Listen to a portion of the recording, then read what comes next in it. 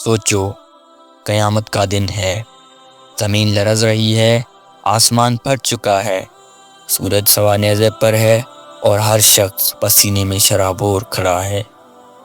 تم بھی وہاں کھڑے ہو، کانپتے ہوئے، نظریں جھکائے، اپنے نامۂ اعمال کے انتظار میں۔ تمہارے سامنے ایک شخص چیخ رہا ہے، گڑ گڑا رہا ہے، یا اللہ بس ایک موقع دے دے۔ فرشتے اسے کھینچ کر جہنم کی طرف لے جا رہے ہیں، مگر وہ ہاتھ جوڑ کر فریاد کر رہا ہے، مجھے معاف کر دو، میں نے زندگی میں ہزاروں نیکیاں کی تھیں۔ لیکن آسمان سے ایک ایسی خوفناک آواز آتی ہے کہ زمین دہل جاتی ہے، تیرے سارے اعمال ضائع ہو چکے ہیں۔ یہ سن کر تمہارا دل دہل جاتا ہے۔ آخر ایسا کون سا گناہ تھا جو اللہ نے معاف نہیں کیا؟ تمہاری سانسیں رکنے لگتی ہیں، ذہن میں سوالات اٹھنے لگتے ہیں، کہیں میں نے بھی تو یہ گناہ نہیں کیا؟ اس شخص کا پورا جسم کانپ رہا ہے، چہرے پر خوف، آنکھوں میں آنسو، لب کپ کپا رہے ہیں۔ وہ تڑپ کر کہہ رہا ہے، یا اللہ میں نے نمازیں پڑھیں، روزے رکھے، حج کیا، صدقہ دیا، پھر بھی میرے اعمال کیوں برباد ہو گئے ہیں؟ تب آسمان سے فرشتے اعلان کرتے ہیں، آج کے دن کوئی ظلم نہیں ہوگا، ہر کسی کو اس کے اعمال کا بدلہ ملے گا۔ یہ سن کر تمہاری سانسیں تیز ہو جاتی ہیں، دل دھڑکنے لگتا ہے، تم اپنے اعمال کو یاد کرنے لگتے ہو، کہیں میں نے بھی وہ گناہ تو نہیں کیا؟ قیامت سے پہلے جب یہ شخص دنیا میں مرا تھا، اس کے عزیز رشتہ دار رو رہے تھے، لوگ اس کے لیے مغفرت کی دعا کر رہے تھے، کچھ کہہ رہے تھے یہ بہت اچھا انسان تھا، اس کے لیے جنت کی دعا کرو۔ مگر جب اس کی روح آسمان پر پہنچی تو فرشتوں نے دروازہ بند کر دیا اور کہا، اس شخص کے لیے جنت کے دروازے نہیں کھلیں گے۔ وہ چیخنے لگا، کیوں؟ آخر کیوں؟ میں نے اپنی زندگی میں اتنی نیکیاں کی، اتنی عبادت کی، مگر جواب آیا، اس نے وہ گناہ کیا جو اللہ کبھی معاف نہیں کرتا۔ وہ کون سا گناہ تھا؟ جب قیامت کے دن اس شخص کا نامہ اعمال کھولا جاتا ہے تو اس میں سب کچھ ہوتا ہے، نمازیں، روزے، حج، صدقہ و خیرات، مگر پھر اچانک ایک ایسا عمل سامنے آتا ہے جو سب کچھ برباد کر دیتا ہے۔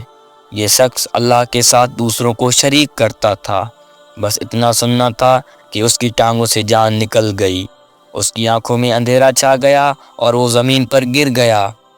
یہ گناہ شرک تھا، اور یہ وہ گناہ ہے جو کبھی معاف نہیں ہوگا۔ شرک کیا ہے؟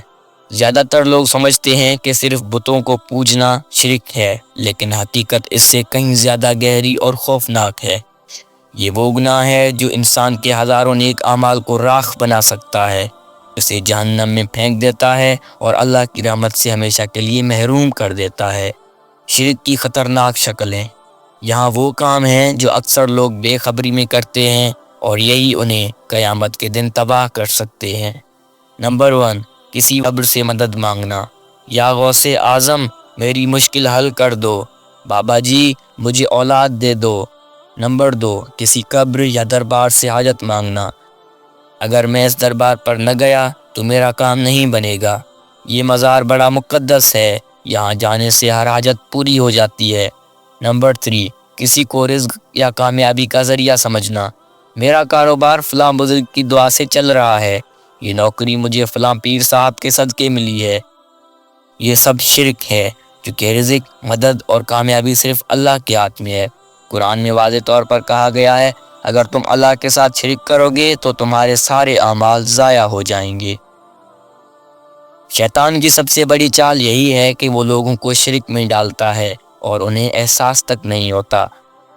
رسول اللہ صلی اللہ علیہ وسلم نے فرمایا، میرے بعد مجھے تم پر سب سے زیادہ جس چیز کا خوف ہے وہ ہے شرک، چھپا ہوا شرک۔ یہ وہ شرک ہے جو لوگ جانتے نہیں مگر کرتے رہتے ہیں۔